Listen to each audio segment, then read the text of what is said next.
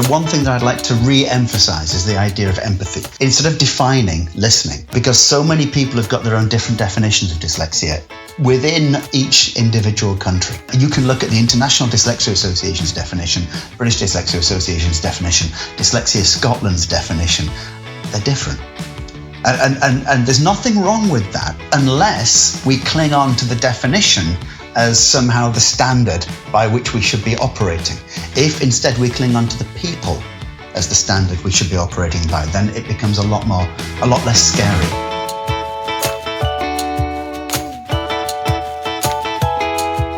Hello, and welcome to Adventures in Learning Design, a series of conversations about ideas, principles, research and practice, exploring how we can make learning more effective and more enjoyable, whether that's in the workplace, at school, at university or at home.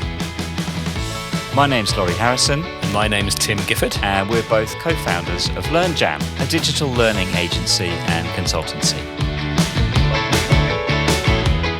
Episode 7, Dyslexia and Learning Design. Hey Tim, welcome to another episode of Adventures in Learning Design. Here we go again. Here we are again, and what a glorious, glorious episode this is. A fascinating conversation we've got lined up today. This is a particularly good one, actually. This is one of the most interesting conversations I've had for a very long time, mainly because I mostly speak to you. I knew you were going to say that. That's the annoying thing. Yeah, see that one coming a mile off. Before we get into the detail of the conversation, Laurie, how are you? Very well. It's an absolutely gorgeous sunny day. Mm-hmm. Yeah, I've had plenty of cups of tea today, so the world is a happy place. Fantastic. Yeah, tea. I hope the same for you. Yeah, man. It's a similarly beautiful day. We're recording this on the 5th of November. It's the first day of lockdown 2.0 here in the UK. Yeah, so we're kind of dealing with that. But what a great way to sort of lean into enforced isolation by having this conversation that we had today. It was a really fascinating one, wasn't it? Yeah, it really was. Quite mind-blowing, actually, in some ways. Mind-opening, maybe. So yeah, today we had a chat with Martin Bloomfield. Yeah, Martin is an expert and researcher into neurodiversity and special educational needs. And we just wanted to find out more about dyslexia and what we need to know about that as learning designers. And Martin didn't disappoint. He certainly delivered. We talked about a whole load of really fascinating stuff. We started by finding out that dyslexia is not what we thought it was. Yep, there was that one. That was a good start. That was a cracking start. We also learned that people with dyslexia can experience time in a different way, and we talked about what that means for us as learning designers. Martin also explained how literacy can sometimes be a major impediment to learning, full stop, whether you're dyslexic or not. Yeah, and then as if that wasn't enough, we discovered that we actually have more than 5 senses.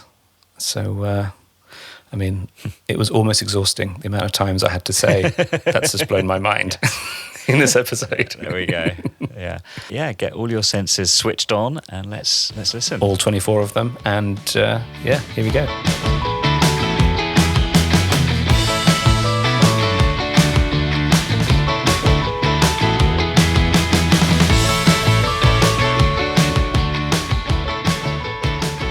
Joined by Martin Bloomfield. Martin is, among many things, a trainer at York Associates, where he helps individuals develop skills to improve communication across cultures.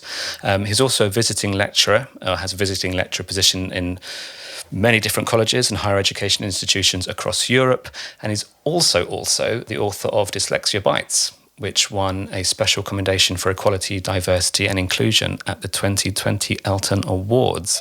And Martin joins us today to talk about dyslexia. Martin, it's so lovely to have you here. Thanks for coming. It's an honour to be asked. It really is. Thank you for asking me. Yeah, so Martin, I suppose like the starter question, and this seemed to be the most obvious one to me, which is, what is dyslexia? Can you define it for us? Well, I could define it, but I'd rather not, if that's okay. And one of the reasons is, it's a fascinating question, and possibly the best question you could have asked to lead us into this subject. If you go around the world, you'll find that different countries have different definitions of dyslexia. And in fact, I mean, the European Union is an excellent example. The European Council has one definition of dyslexia. The European Commission has another definition of dyslexia. Within the European Union, Germany has one overriding definition of dyslexia.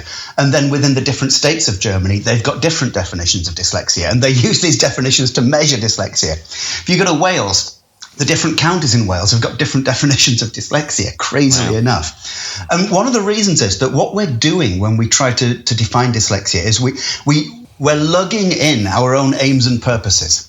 And so we're lugging in what we expect to find, what we hope to find for our own reasons.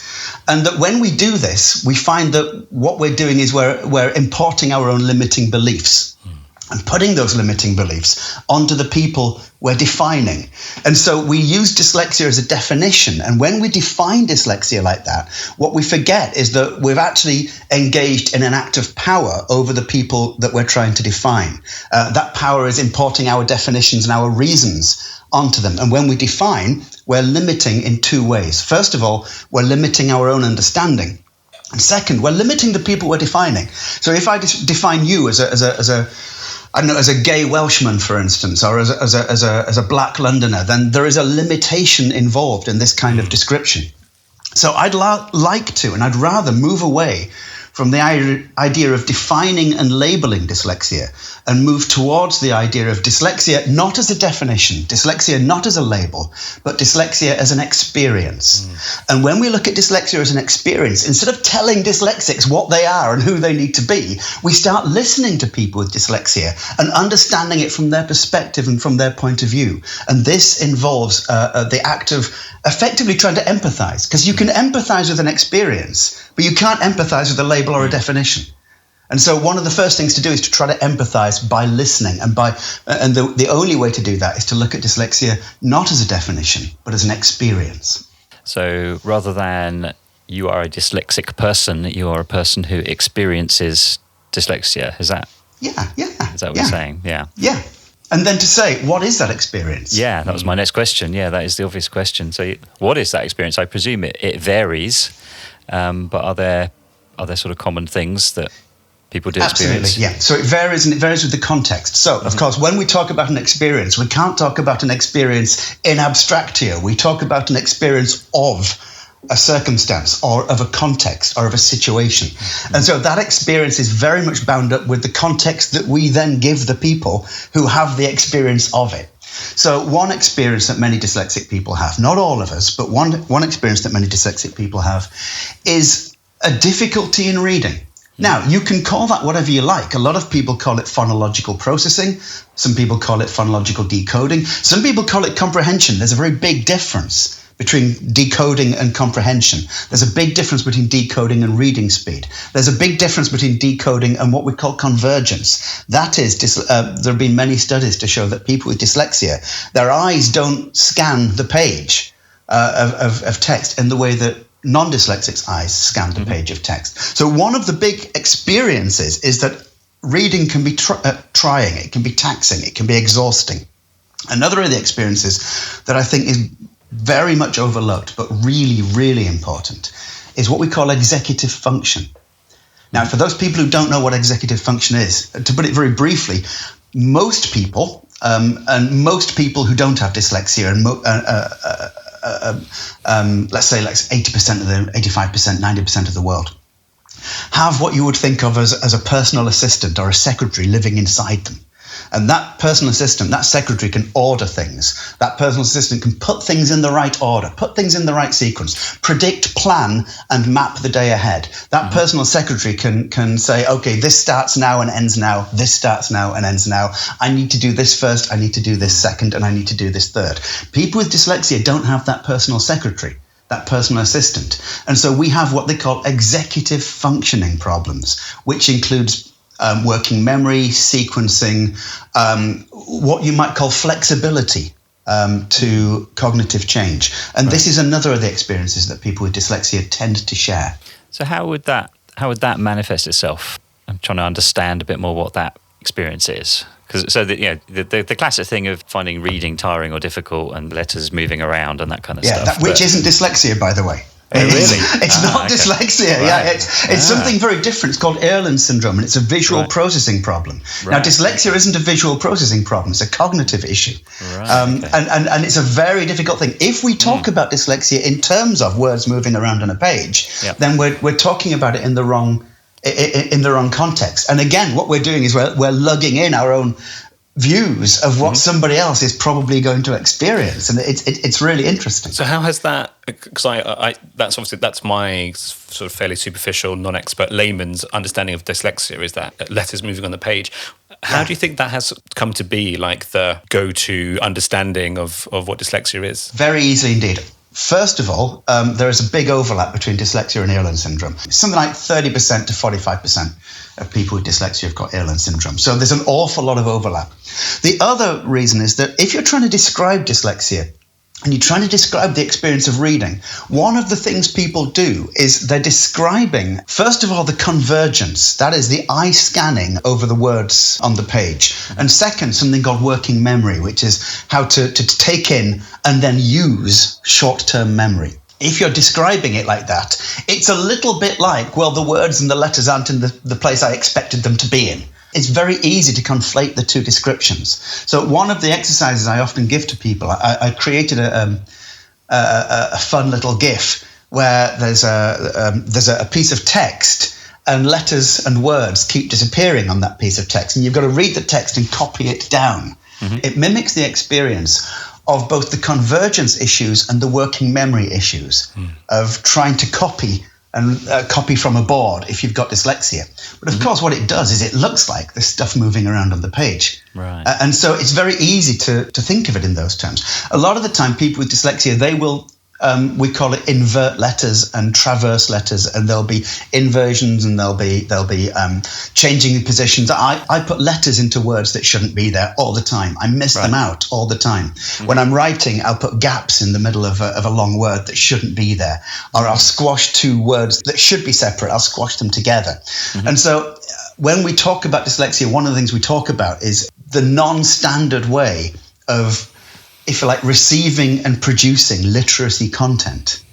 And it's very easy just to say, oh, well, words are moving around on a page. When actually that's not what's happening. And there is something where words do move around on a page, and the two of them get very, very easily conflated. And one of the things we can do, of course, is, well, we can just take that and say, well, one of the things we need to do is just reduce the amount of text. It's very, very simple. Right. So there's effectively two things that we do when we're designing for people who've got dyslexia. And I tend to call these, on the one hand, the remedial work, and on the other hand, the empowering work. So the remedial work is to say, well, what are the difficulties? Let's try to remove the difficulties. And those difficulties tend to be large amounts of text, so make the amount of text smaller. If you've got paragraphs, don't have indented paragraphs, have block paragraphs, so they're separate from each other on a page. Right. Yep. And it's easier to read. Make sure that the line length is a little bit less, so usually about 2/3 of the standard line length. The spaces between the letters. This really helps for people with convergence issues. The spaces between the letters are a little bit longer.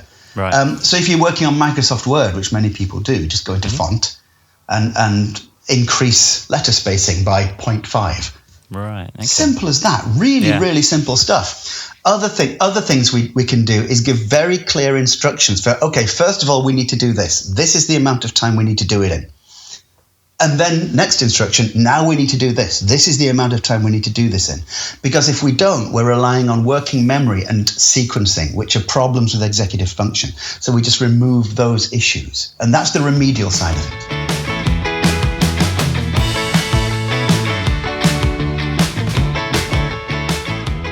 Everything that you've described, I mean, I would have thought from a learning design perspective that would help anyone. I mean, you'd imagine. That just sounds like good practice in general. Well, I was going to ask, because you said, Martin, when designing for people who experience dyslexia, you know, to take into account what you said, you're teeing up, you're talking about the remedial, and you said there's also the empowering sort of strategies as well. Is it a case then of designing kind of separately, or is this more of an inclusive design approach? It feels like it to me, It doesn't feel as though anything I've said is going to alienate anybody else. And so it's very simple. That if what we do is designed to take into account what some people find difficult, in such a way that it doesn't alienate other people, and there's nothing I've said that alienates other people there, then why not do it? And Laurie, you said, well, this seems like fairly standard practice. It seems fairly easy. I was talking to a publisher about this not so long ago, and the publisher asked me, but that's not what we do. And I said, well, maybe you should. Yeah. Yeah. Maybe not necessarily easy in every case, but I think my point was it would be helpful for almost everyone. Everything that you just described in terms of, managing cognitive load and not overloading working memory. Even if you don't have dyslexia, it's still an issue. It's something that we see in a lot of learning products as well, that best practice in terms of being friendly to people's working memory is not followed.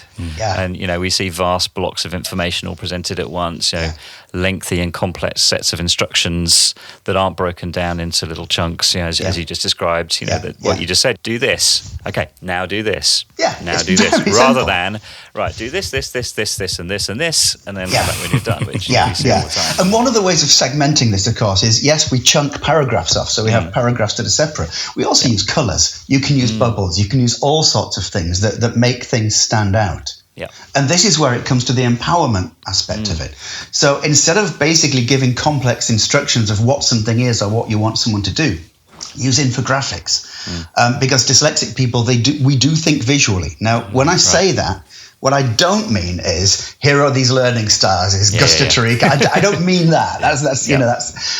But there is an awful lot of research to show that people with dyslexia have a very, very good visual memory, and they have a very, very good visual imagination.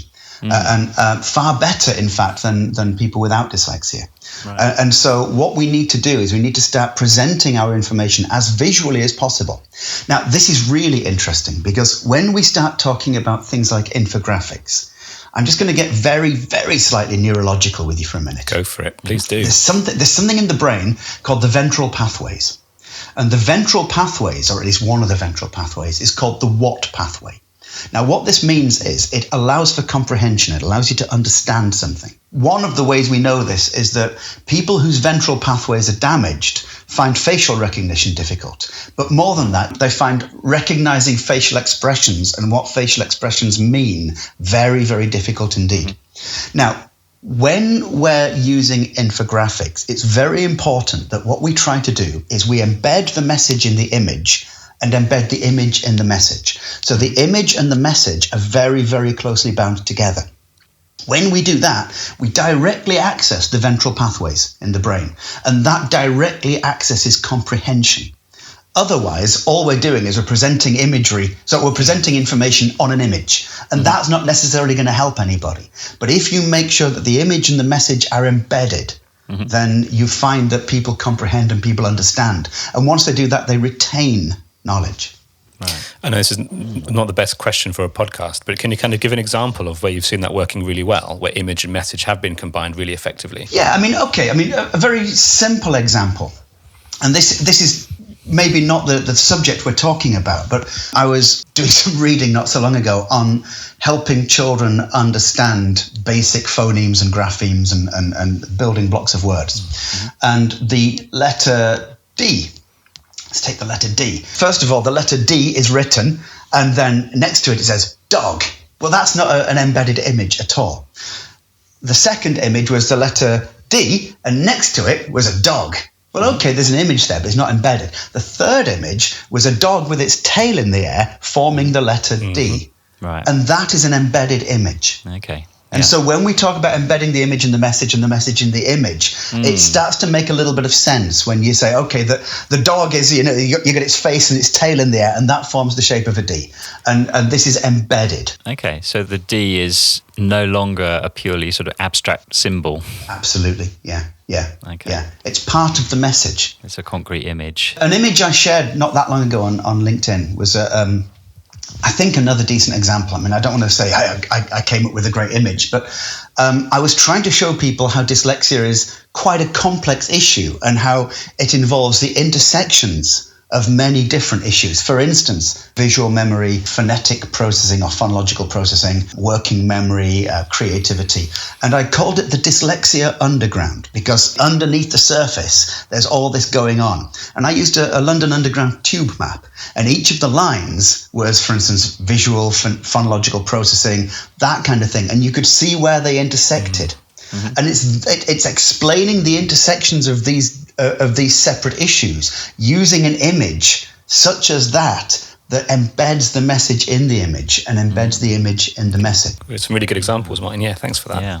And actually, I'm a father of 3 young girls, and they're going through they're learning phonics through school, and I see cards like that they use, those images, like when they're learning letters and the alphabet and the sounds, like the dog in the D, and I had no idea that's what was happening. Like that's really good. It's interesting to kind of now look at those in a completely different light to see.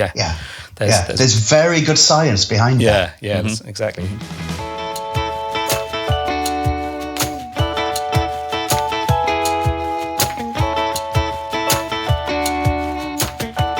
Is there more that we can explore with like myths around this? Because I think that it was interesting to kind of expose that typical assumption or that sort of layman's understanding of dyslexia as letters flicking around. Is there more that we can go into with that, Martin, do you think? It'd be quite interesting, it'd be quite good and useful, I think, to kind of explode some of those and expose some of those typical misunderstandings. Yeah, I mean, this one about letters moving around is possibly the biggest myth that you'll get. At the same time, the fact that dyslexic people can't read is just huge. I mean, of course, dyslexic people can read. One of the things we have to understand is how tiring it is to read. Right. I read all day long, but I'm exhausted at the end of the day. Absolutely exhausted. In fact, I'm exhausted after half an hour. And so it's like breaking this up to give people rests and stuff like that. This isn't necessarily a myth, but if we think about it, people have myths about this. When we talk about people with dyslexia, one of the things we need to talk about when talking about executive function is time management. Now, people often don't understand exactly what we mean when we talk about time management. So a very silly example is when I was younger, when I was in my 20s at university, I did a lot of karate, and I lived about 5 minutes walk from the dojo, the karate hall. And I also knew that it took me 5 minutes to change from my normal clothes into my gi, my karate suit. I also knew it took me about 5 minutes to warm up, and I knew it took me about 5 minutes to make a cup of tea. 5 minutes before the karate session started, I had people knocking on my door saying, "Why aren't you there?" And my response was, "Well, I got 5 minutes." As though I had time for all of those 5 minute chunks. And people didn't understand why that was such a problem for me. Well, let's think of it like this. People with dyslexia often have sequencing issues. That is left and right, 1, 2, 3, 4, and 5. I don't know my left or my right. I simply don't. And people say, well, try making an L with your right hand or your left hand. I don't know which one it is. And I don't know. I mean, which one of these is an L? In fact, which one of them is my right hand and my left hand? I've got no idea. And if we can understand that people might have trouble with things like left and right, things like distance and space, then when we start to realize that, if you like, Einstein's laws of relativity were correct, and time is just another dimension of this. It's easy to see how people have these problems sequencing time. And that what we do is we live in what we call a linear sequential culture in Britain, in Europe, in the West. So not all cultures are linear sequential. Cultures in, for instance, some Arabic nations or parts of India are not linear sequential at all. And so if we're trying to design for people and we're giving time references, then we have to understand that these time references are very culturally laden. They're bound up with all sorts of cultural perceptions and preconceptions that we don't always realize we have.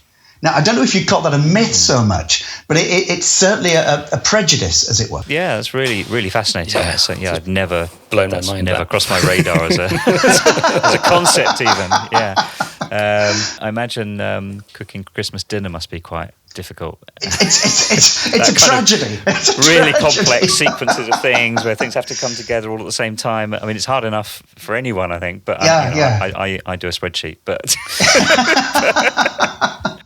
That's fascinating, Martin.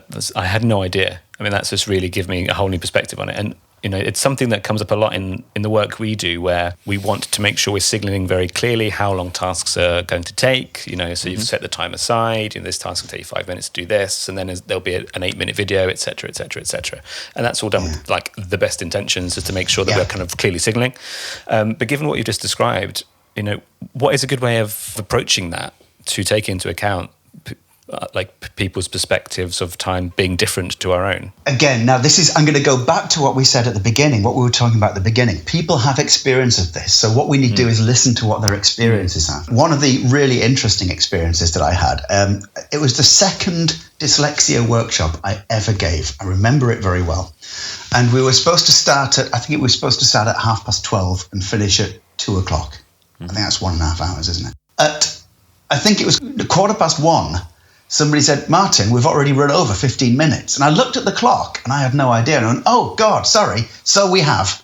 Because I don't understand time in the same way that a lot of people understand time. So one of the things we need to do is we need to mitigate against that. And so we need to say, well, all right, how do we chunk this? How do we segment it? Maybe using traffic light systems, or maybe using a series of, okay, first of all this, and then we're going to show this will last this long, and then we're going to give you a 1 minute warning, and then we're going to finish. And it doesn't matter if you've not finished. And this is one of the interesting things. I mean, we look at different cultures' views of time. And some cultures' views of time is that time is king, time is queen. Time governs what we do. For other people, on the other hand, time doesn't govern. It's the task that governs, or the people that govern, or the relationships that govern. Yeah. And so if we think about things in those terms, if we think about things in terms of, well, all right, at what point are you finished with this? Or at the very least, if time has to govern, then we lay it out in very clear color coding. And it's very simple. Rather than this is finished when it's finished, it's this is finished when this time comes along or whatever, and making that explicit. Yeah. Because that's not something that is doesn't come instinctively. It doesn't at all, yeah. Again, one of the things is it's not simply the time, it's the complexity of what you have to do. So you've got this intersection of time sequencing and, as it were, ordering, this working memory intersectionality.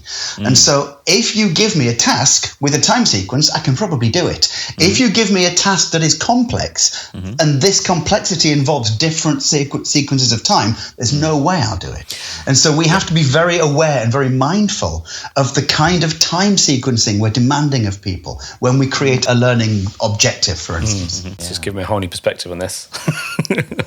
Sorry. Thanks, Martin. I was doing fine.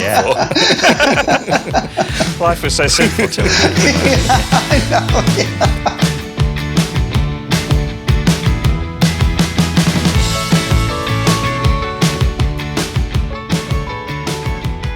Martin, do you think it's the case that, because at the top of this you said, it's inaccurate to think of dyslexia in terms of definitions, and you said, look at it in terms of experiences.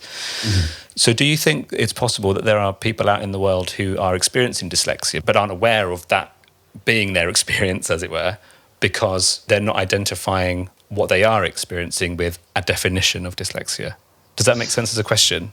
When I was at university, all those years ago, and I didn't have wrinkles and I looked slim. When I was at university, it's not true. I always had wrinkles and I never looked slim. When I was at university all those years ago, I had a number of dyslexic friends. And this is really interesting. I went to a university in the middle of Wales called Lampeter, or Coleg Prifysgol Dewi Sant, as it was in those days. And one of the fascinating things about that university was that no one wanted to go there because it's in the middle of nowhere. There were 12 pubs, which is great, but there was no bowling alley, there was no McDonald's, there was no cinemas, there was nothing. And you had to be a very particular kind of character to thrive in that environment. And that meant that a lot of people who went to university in Lampeter in those days came there on what we call clearing. Clearing is the system where if you don't get the A-levels you want, your name gets put into a hat and a university says, we've got some space, do you want to come? And a lot of people had reluctantly gone to Lampeter. It became very obvious very quickly that Lampeter was full of people who hadn't passed their exams, who hadn't passed their A-levels, or who hadn't done very well in their A-levels. And in fact, I had struggled all my way through school. I'd dropped out, I'd gone back in, I'd been held back a year, once or twice. I got a handful of I'd failed my O-levels, had to retake them, got a couple of mediocre O-levels. I'd then gone on to take 2 A-levels. and I got a C and a D or something, and then I dropped out of school, and then I went back in a couple of years later and got myself another C and scraped my way to Lamperton. And it was full of people who were clearly not very good at exams and yet clearly very intelligent. And therefore, they had a very well-developed dyslexia unit at Lamperton. And I had lots of dyslexic friends, and I used to point at them, literally sometimes say, "You're no more dyslexic than I am." And they'd look at me and go, "You're just as dyslexic as we are." And I never knew. And I was persuaded when I was 30, because that was, I went to university quite late. When I was 30 and I was just handing in my master's degree, I was eventually persuaded to get myself tested. I got myself tested, found out at the age of 30 that I was dyslexic. And this isn't an unusual experience. And one of the things that I found out was that dyslexia was not what I thought it was. And so, in fact, it's not a silly question at all. It's actually a very powerful question, and it cuts deeply to the heart of when we define dyslexia as you see words moving around on a page. Most people wouldn't even know what that means. If that's their understanding of dyslexia, they would never dream that they were dyslexic. Yeah, they would just accept that at school, when their teachers told them they weren't trying hard enough, that was true. Or when their teachers told them they weren't trying hard enough and they knew it wasn't true, they just assumed that they weren't very clever, or something along those lines. So what was your own explanation to yourself at the time before you found out that you had dyslexia? I didn't have an explanation. I just thought I wasn't clever. Right, yeah. Seriously, let me put it like this. When I was at school, my teachers and my classmates told me I wasn't clever. And the proof of me not being clever were the grades that I was getting at school. Yeah. I had to jump through sort of conceptual hoops to tell myself I'm not clever, but I'm intelligent. And that kept me afloat. That kept me going. Because clearly the proof of how clever I was the fact that everyone else was getting 60 and 70% in exams. And I was getting, and I kid you not, between 9 and 20% in exams. Right. These weren't even graded. For my O-levels, we had O-levels in those days, so GCSEs now. Mm-hmm. I got 1 C, a couple of Ds, a lot of E's, a couple of F's and a U. These were my O-level grades, and I'm not exaggerating. And this kind of was the proof that I wasn't clever, but I told myself I was intelligent because I couldn't accept that. But the further up the school system I went, the easier it became. And one of the reasons, and this is key for all learning design, one of the reasons is the further up I went, the less it relied on reading, learning, inwardly digesting, and regurgitating. And the more it relied on constructivism, on application, on understanding, and on interpretation. Now, that's where the dyslexic strength comes into its own. And there have been numerous studies to show that people with dyslexia are extremely good at this kind of thing. And so when I got to university and studied philosophy, this is perfect for me. Yeah. Absolutely perfect. That's really interesting and depressing, isn't it? The experience that you had up until that point. It's heartbreaking. I look back on that young child and see the trauma that he went through at school. And it was trauma. It was traumatizing. I can imagine. Even now I look back in my school days and I can hardly remember it because it's almost like I've blanked it somehow. And you see that over and over again. I was going to ask you, and I should say it's worth pointing out, spoiler alert, that you now have a PhD in philosophy, right? So I will have a PhD in a couple of months' time. Yeah, right. Okay. I'm coming into land on the runway. Yeah. So not stupid then, definitely. It's a stupid PhD. Up until I was 30, I couldn't spell PhD. So there you go.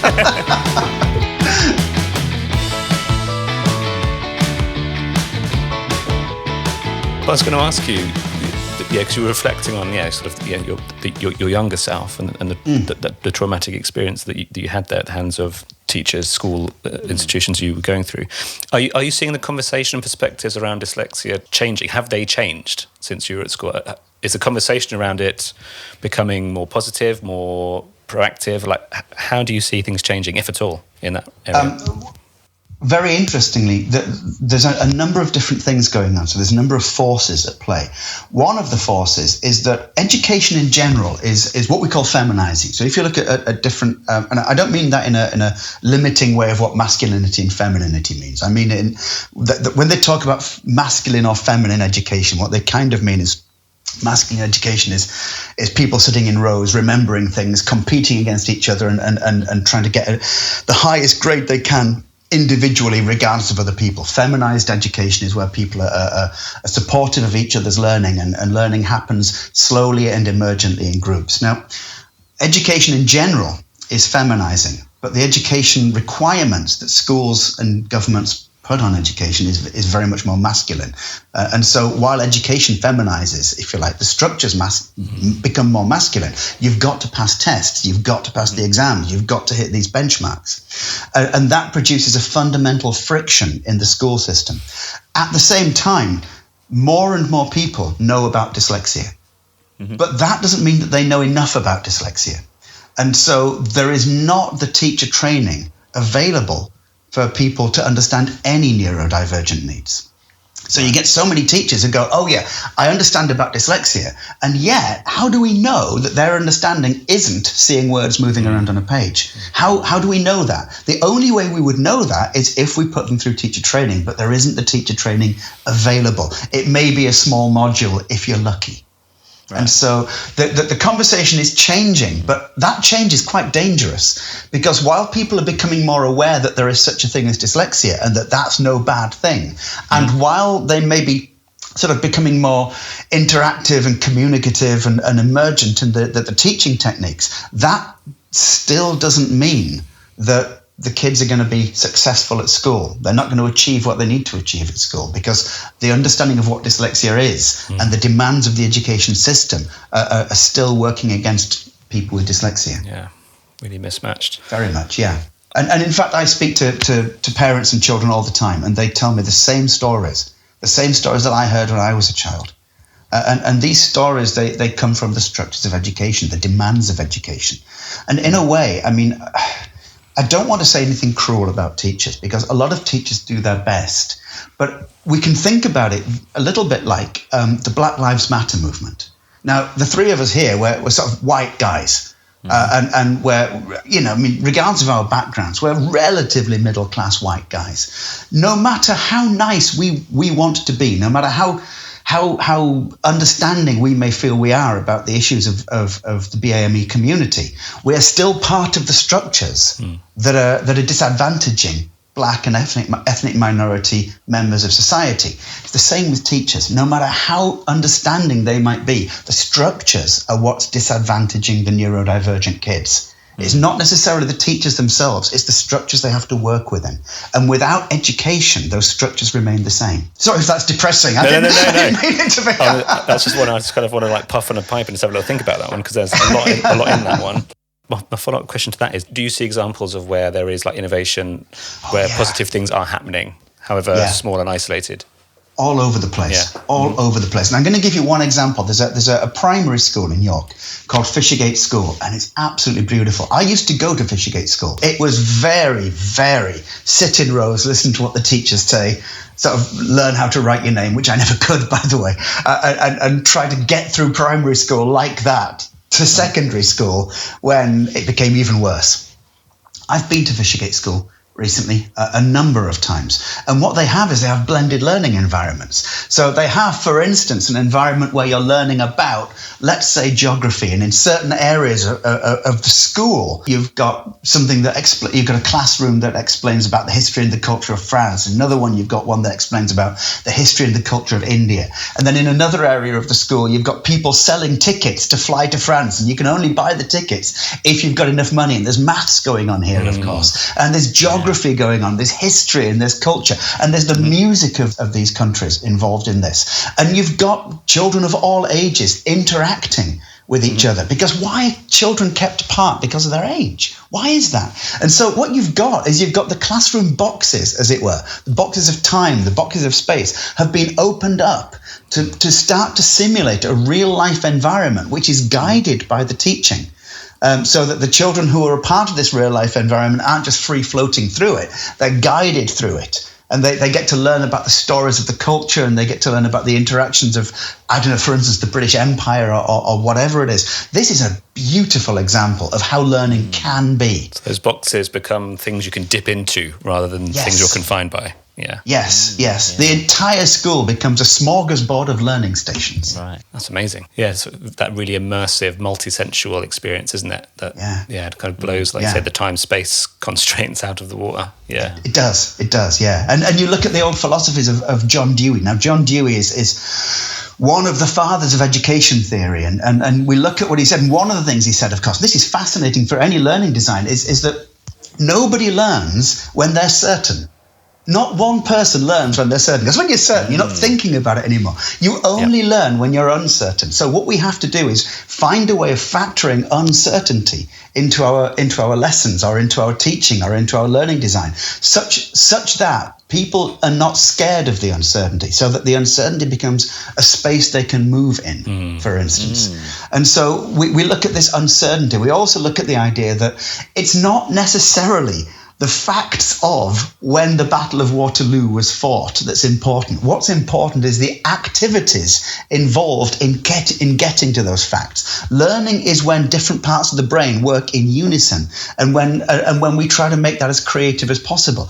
One of the crazy things that happens with learning is we understand what learning is, and then we examine people on something that isn't learning. And that is absolutely topsy-turvy when we think about it. If learning is the development of cognitive processes, if learning is the development of how different parts of the brain work in unison, if learning is the ability to understand, then what the hell are we doing when we sit kids down in a classroom or in an exam hall and say, right, what are we doing? We're not examining them on what we've been teaching them. Such a good point. We're testing them on a very specific skill, which some people are able to develop very well. I mean, I was very good at exams as a... Damn you.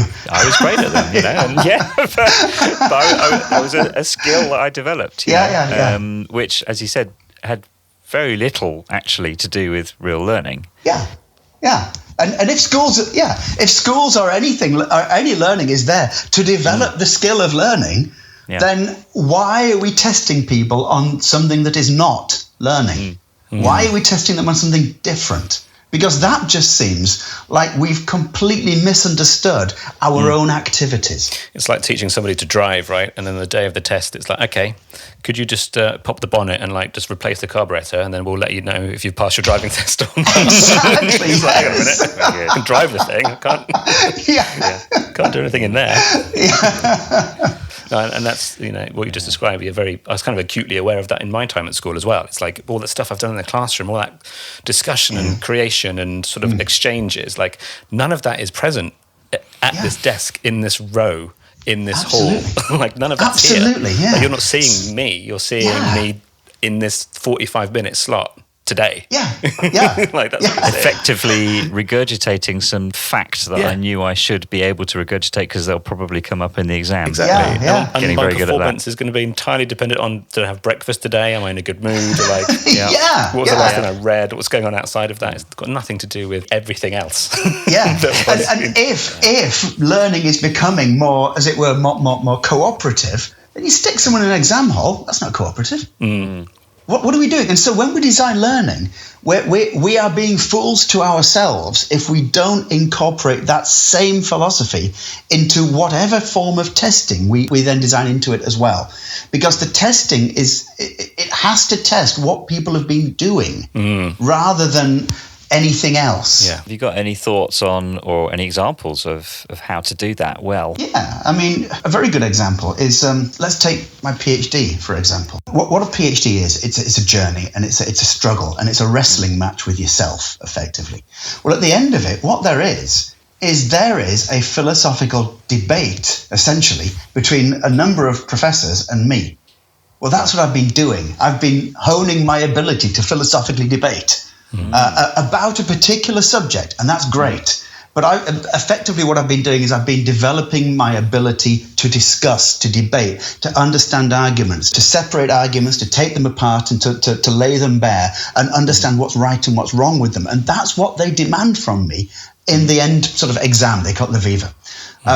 If instead they sat me down in a room and said, okay, right, what I now want you to do is copy down everything that you'd written in your thesis. But your thesis isn't there, so just remember it. I couldn't do that. I wouldn't know where to begin. And that's a very good example of what we're doing when we're trying to examine somebody on what that person has been practicing.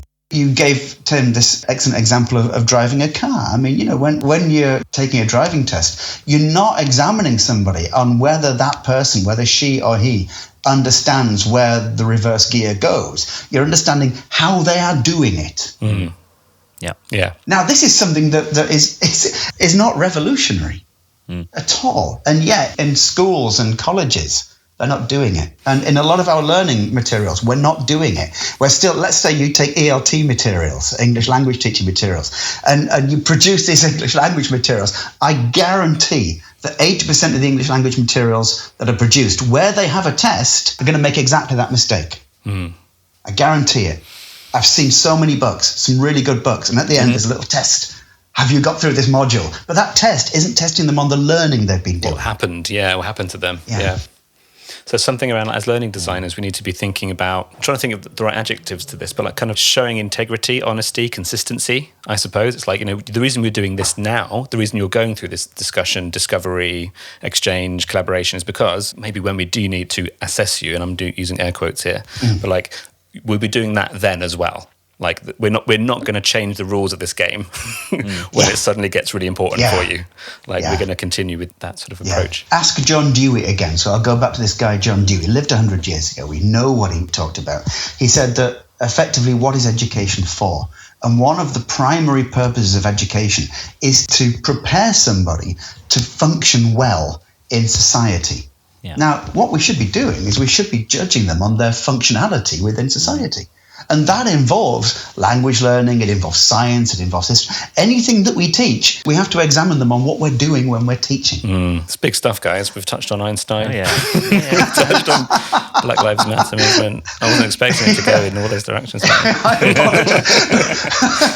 Just learning design, please. Just keep it learning design, Martin. I know, everything from Black Lives Matter to, what is time.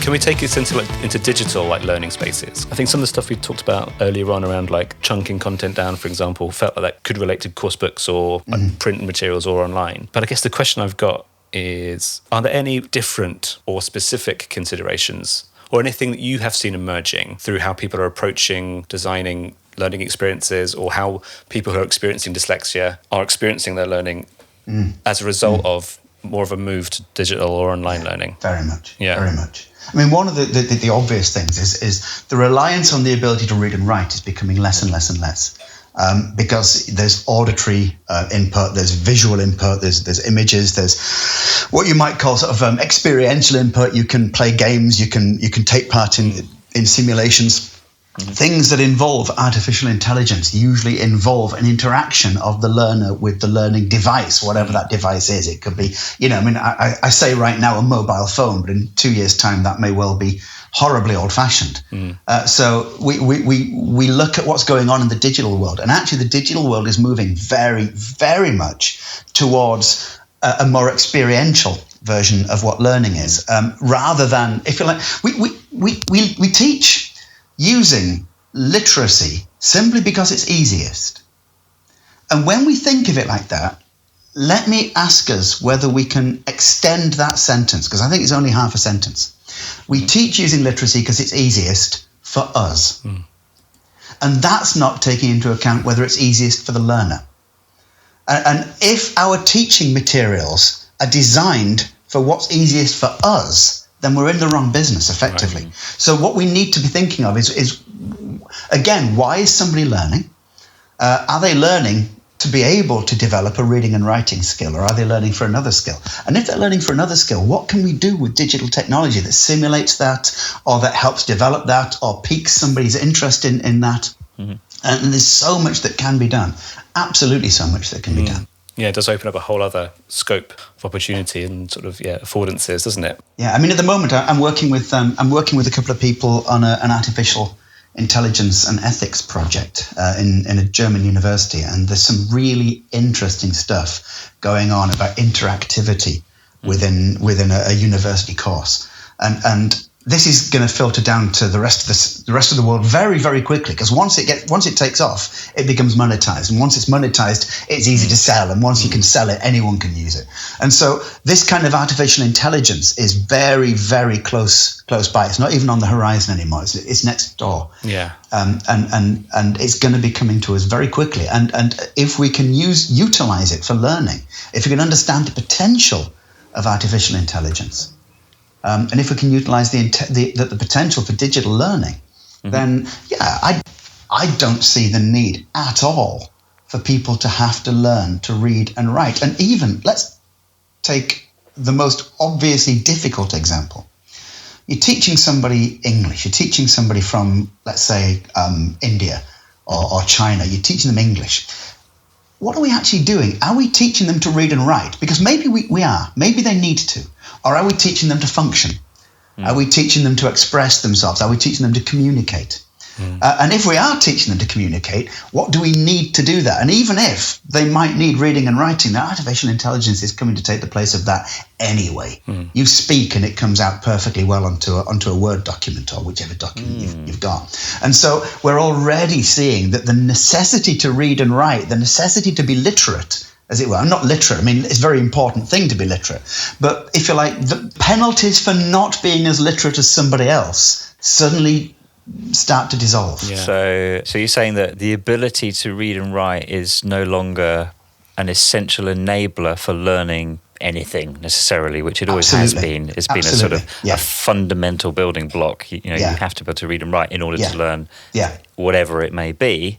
But through AI and so on, that you see that disappearing as an essential requirement. And this no doubt shocks people, because one of the reasons it shocks people is that the people who create learning materials for what they've done in the past. And please forgive me for falling at the feet of my beloved John Dewey again. But as John Dewey once said, if we teach today's children for our yesterdays, we rob them of their tomorrow. Right on. And so if what we're doing is we're creating materials based on what we used to do 20 years ago, we're doing the wrong thing. The need to create literacy-based materials is sometimes there. I'm not saying that literacy is not important. That's not what I'm saying. What I'm saying is literacy is sometimes important, but not always. And if we can identify where it's not, then we can get rid of it. Yeah. Which then brings us back to our starting point, dyslexia, and being more inclusive in the learning solutions that we create. And if reading and writing if it doesn't need to be an essential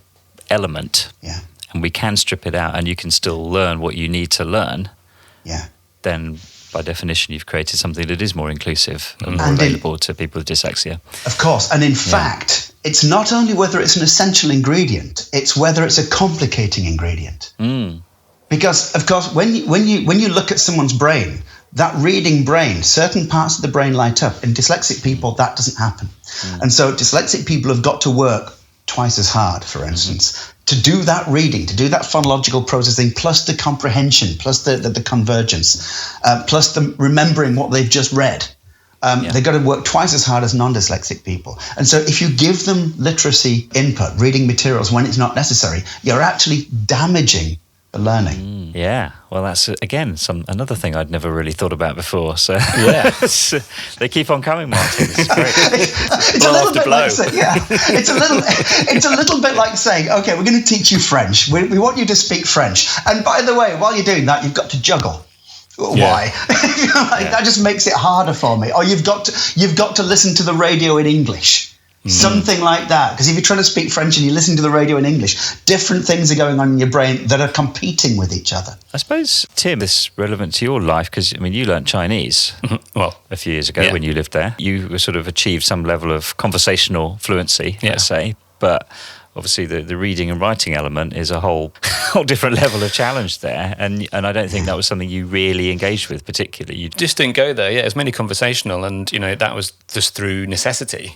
right? So where I lived, the part of Shanghai that I lived, it was going to do yourself and everybody around you a disservice if you just assume that everybody can speak some level of English. So in order to get from A to B, to order food, to get a beer, you need to speak Mandarin, and that's through necessity. And to your point around literacy, I mean, obviously writing in traditional Chinese characters is really complex. It's a completely different, completely different system in so many ways. But I just didn't even really engage with trying to handwrite when, mobile phones, you're able to convert pinyin into Chinese characters fairly easily. So the stroke system, I didn't need to go there. But so presumably, if your learning of Chinese had been mediated through a requirement to read and write, I would characters, that would have just dramatically slowed you down. It would have turned me right off it, to be honest, because it's such a barrier. It's a great thing to go into. It's so complex. It's so beautiful. It's it's almost an art form, but it didn't facilitate the exchanges, transactions I needed to happen there and then. I'm going to come back tomorrow once I've able to write the words, please can I have a cold beer? That's not how that stuff gets done. But I guess, Martin, what you're saying is that in so many areas of learning, we're kind of doing that to people. We're saying this has to be mediated through reading and writing, which is actually not intrinsic to what you're trying to learn. Absolutely. We're making it an essential element. Exactly, yeah. And then you go back to the blended learning environment that's happening at these schools, and you see, actually, this is a great way of learning. And the kids are actually becoming far better functioning children than they would be if they were sitting down in a classroom remembering how far it is between Beijing and Shanghai, for instance. Or remembering that that's what Beijing food tastes like or is supposed to taste like. It's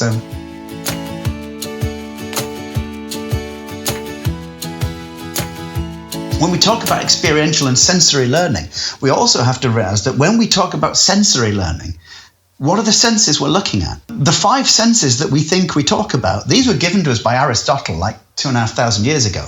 But, what about your sense of warmth? What about your sense of balance? What about your sense of time? What about these senses? What about your sense of justice? These are senses just as much as your sense of smell.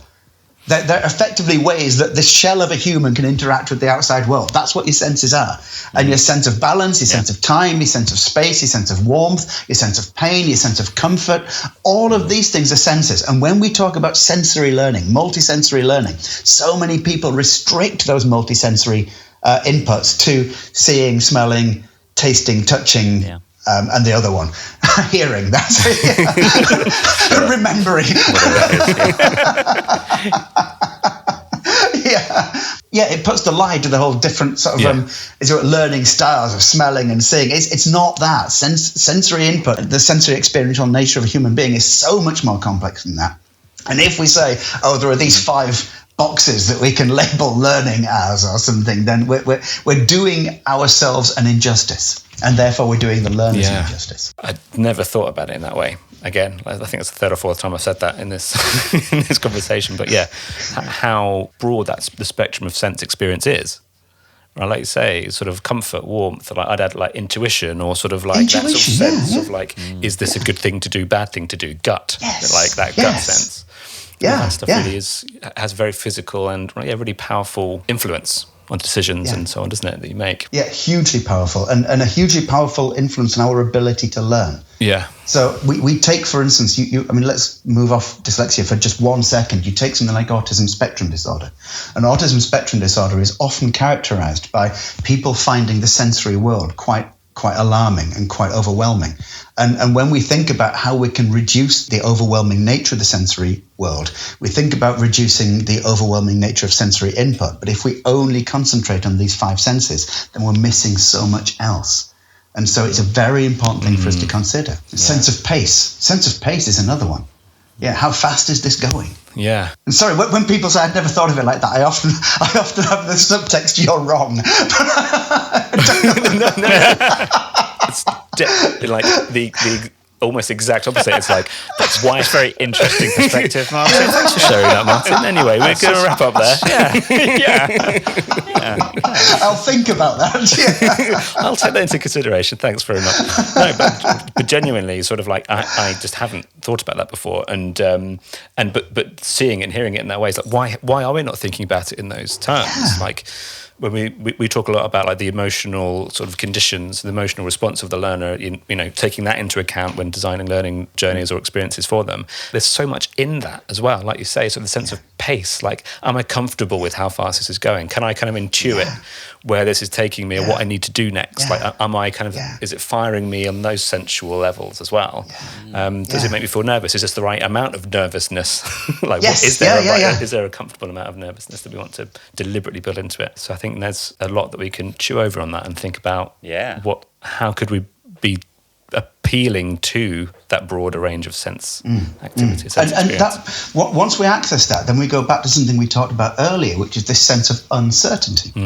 And that there is that, if you like, that optimal discomfort of any learning experience. Sometimes learning is very comfortable indeed. I mean, let's be honest. Sometimes learning is an extremely comfortable thing and should be comfortable. We shouldn't necessarily say that learning should be uncomfortable, but learning should always have some element of uncertainty. So how have we hit that sweet spot of uncertainty? And when thinking about that, we can think about the sensory input that we, or the sensory environment that we create when we're creating a learning pathway.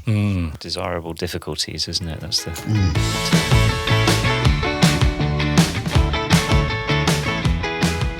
Martin, thanks again for joining us for this conversation. It's been fascinating, scintillating, eye-opening, and everything beyond. It's been a journey, hasn't it? Yeah, it's been a real journey. Yes. But before we let you go, can you let us know like where we can find you, where we can follow you, and where we can just keep track of your amazing output? Well, yeah, absolutely. Thank you for asking. I mean, you can find me on LinkedIn under Martin Bloomfield, and you can also find me on various other social media platforms. So you can find me on Facebook. I run an organization called Dyslexia Bytes. So if you look on Facebook, you can find Dyslexia Bytes. That's BYTES. Dyslexia Bytes, BYTES. You can find Dyslexia Bytes, the website, on Dyslexia Bytes, BYTES, dyslexiabytes.org. And then you can find me on YouTube as well. I've got a YouTube channel where I release free dyslexia-related content and intercultural aspects of dyslexia every week. And that's youtube.com/Dyslexia Bytes. And I can also be found on Twitter at Bytes Dyslexia. Brilliant. Great. We'll put links as well in the podcast description. As well as Dyslexia Bytes and your own output, is there anything that you would recommend that anyone should read? Any blogs or websites or books? I think first things first is we need to be very careful of the narrative that labels dyslexia as either a disability or a superpower. I think this is something we need to be careful about. But I think there are two particular websites which I think are really good. One of them is Dyslexic Advantage, and one of them is Made by Dyslexia. And these two give a very positive spin on dyslexia without necessarily calling it, a superpower. For parents who are looking for a site to help with dyslexia for children, Nessie.com is very, very good indeed as well. And of course, there's the British Dyslexia Association and the International Dyslexia Association websites. And you can look for websites in your own region as well. So if you're in Britain, there's the Dyslexia Scotland, or if you're in, for instance, I don't know, if you're in France, there's a dyslexia website for the French context. So you can look for one for your own context, but Made by Dyslexia, Dyslexia Advantage, Dyslexic Advantage, and Nessie.com for kids is really, really good. Great Nessie, stuff. How's that spelled? Like the monster, Nessy. Fantastic. Yeah, it's great. Thanks, Martin. Once again, it has been a genuinely fascinating conversation. There's so much I think we've learned from that, and hopefully same for our listeners, I would imagine, and lots of really good stuff that we can go away and read now as well. Yeah, I hope so. Yeah, and look up. And I think some really good, concrete, specific tips as well that people can take into account when designing learning experiences and learning products, as well as some of the bigger picture, more philosophical stuff that we discussed. There's actually some really good takeaways there. Going right back to the start of the conversation, even the stuff about how you format your text and stuff like that. That's straightforward to do. It'll make a difference and actually beneficial to anyone using a learning product or course.